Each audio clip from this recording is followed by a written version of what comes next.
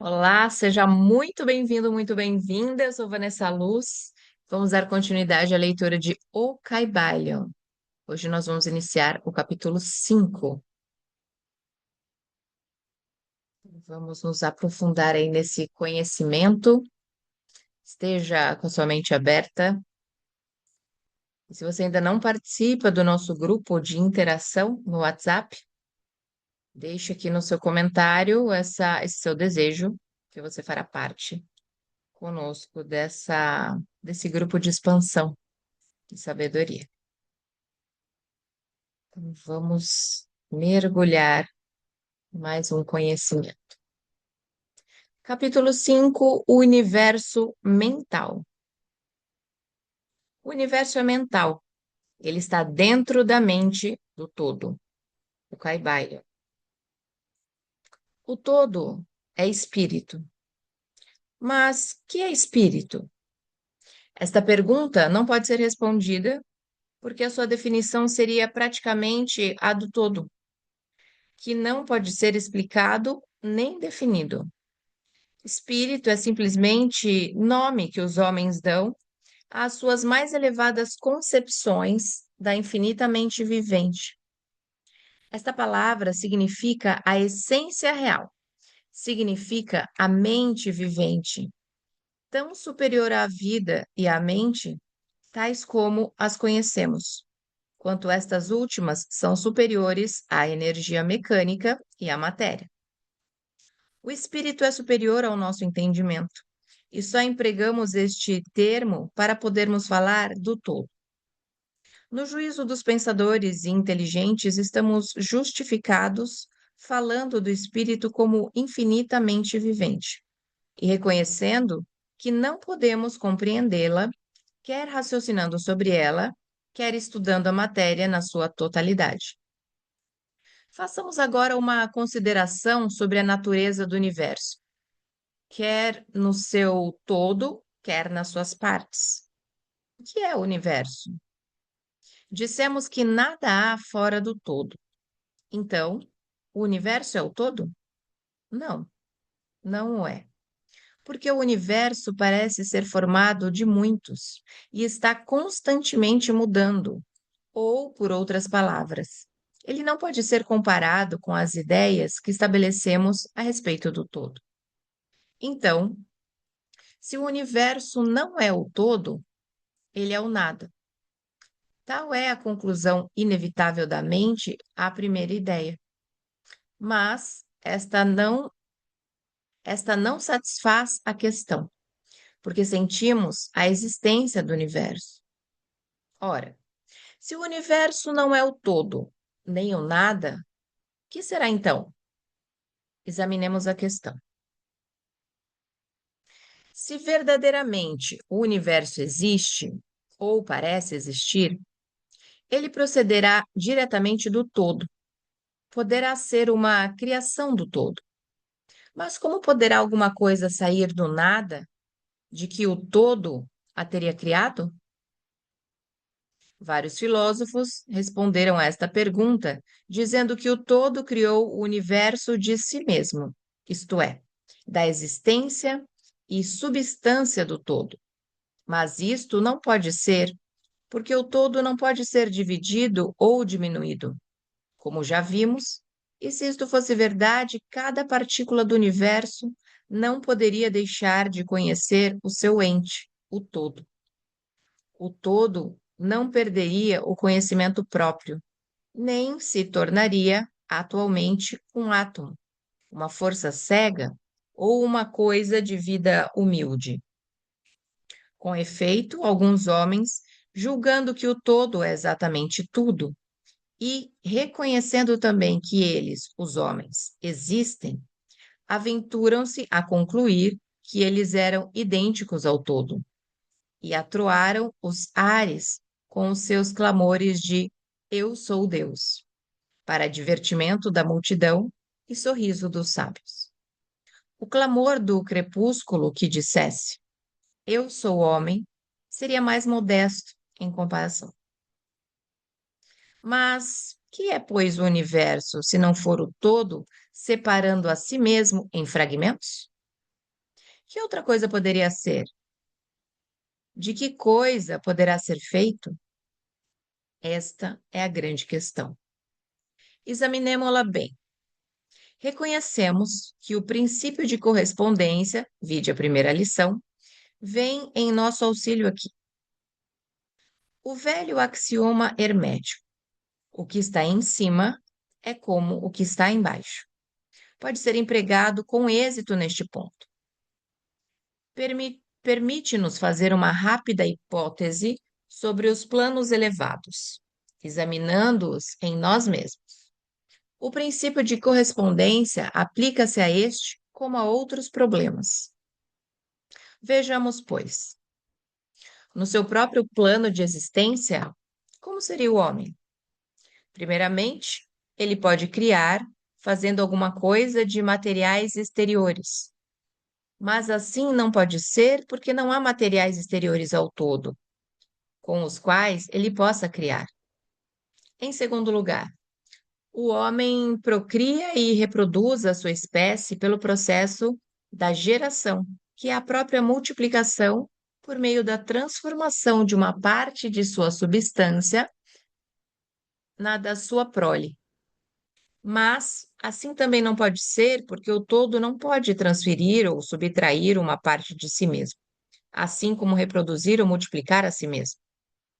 No primeiro caso, haveria uma revogação da lei, e no segundo, uma multiplicação ou adição do todo.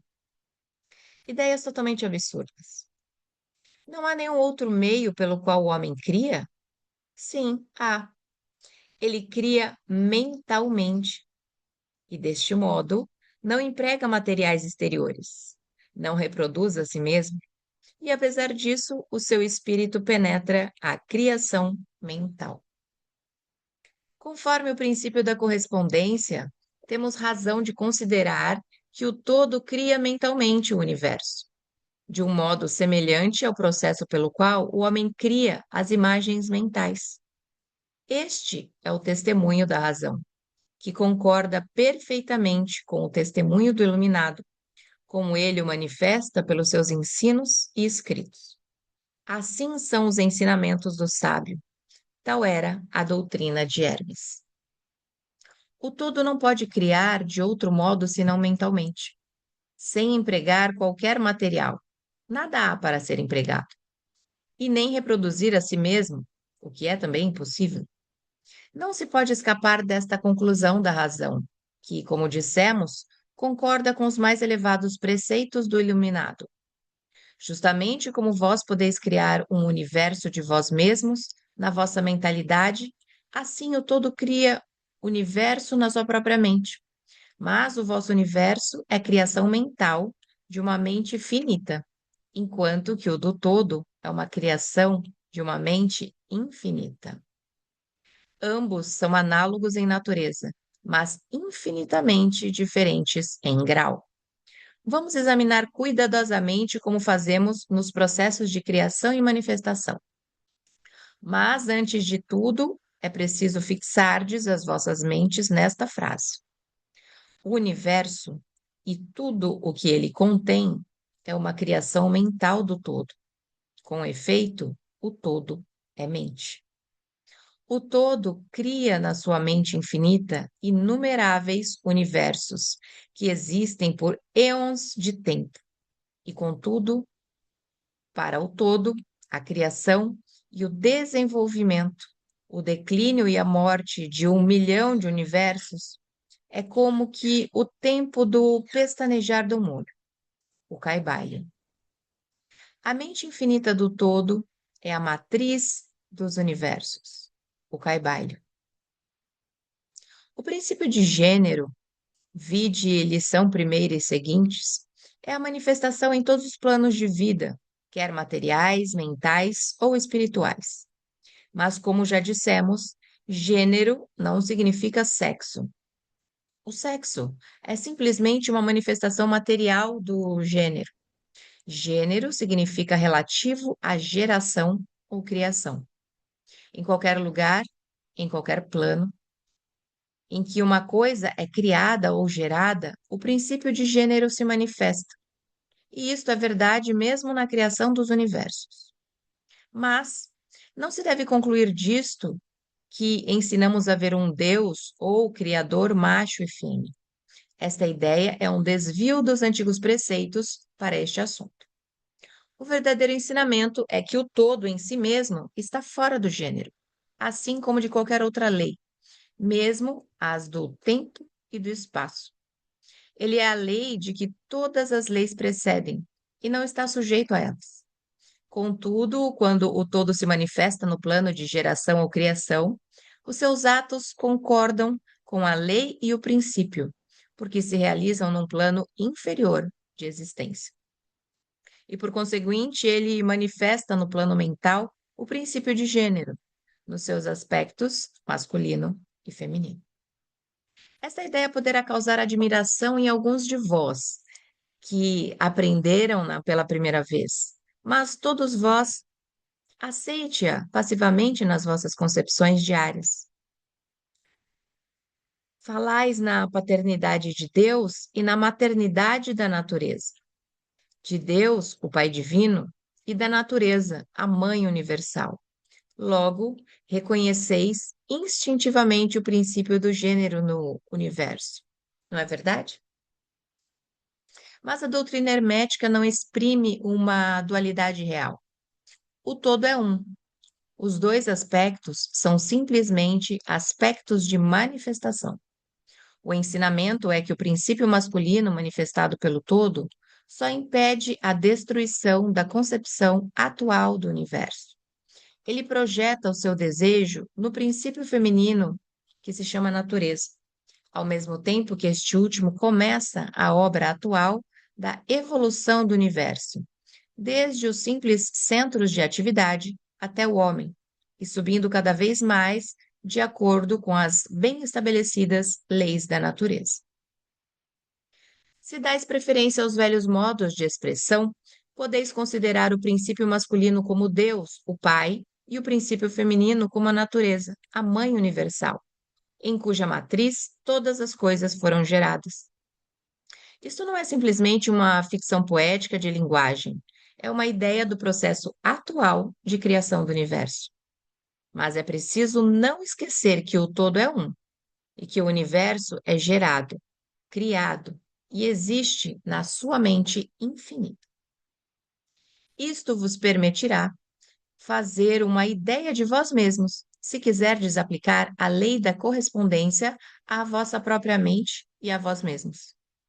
Sabeis que a parte de vós que chamais eu, em certo sentido, sustenta e prova a criação de imagens mentais na vossa própria mente. A parte da vossa mente que é realizada a geração mental pode ser chamada o eu inferior, distinto do eu, que sustenta e examina os pensamentos, as ideias e as imagens do eu inferior. Reparai bem que o que está em cima é como o que está embaixo, e que os fenômenos de um plano podem ser empregados na solução dos enigmas de planos superiores ou inferiores. Será para admirar que vós, os filhos, sintais esta instintiva reverência pelo todo, sentimento que chamamos religião, esta reverência e este respeito para com a mente pai? Será para admirar que, ao considerar as obras e as maravilhas da natureza, fiqueis dominado por um grande sentimento que tem sua origem fora do vosso íntimo ser? É a mente mãe que vos estreita, como a mãe estreita seu filho ao seio. Não deveis cometer o erro de crer que o pequeno mundo que vedes ao redor de vós, a Terra, que é simplesmente um grão de areia em comparação com o universo, seja o próprio universo. Existem milhões de mundos semelhantes e maiores. Há milhões e milhões de universos iguais em existência dentro da mente infinita do todo. E mesmo no nosso pequeno sistema solar, há regiões e planos de vida mais elevados que os nossos, e entes, em comparação, aos quais nós, míseros mortais, Somos como as viscosas formas viventes que habitam no fundo do oceano, comparadas ao homem. Há entes com poderes e atributos superiores ao que o homem sonhou ser possuído pelos deuses. Não obstante, estes entes foram como vós, e ainda inferiores. E com o tempo, podeis ser como eles, ou superiores a eles. Porque, como diz o iluminado, tal é o destino do homem. A morte não é real, ainda mesmo no sentido relativo. Ela é simplesmente o nascimento de uma nova vida.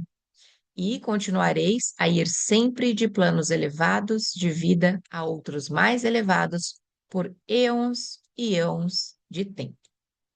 O universo é vossa habitação e estudareis os seus mais distantes acessos antes do fim do tempo. Residis na mente infinita do todo, e as vossas potencialidades e oportunidades são infinitas, mas somente no tempo e no espaço. E no fim do grande ciclo de êons, o todo recolherá em si todas as suas criações. Porém, vós continuareis alegremente a vossa jornada.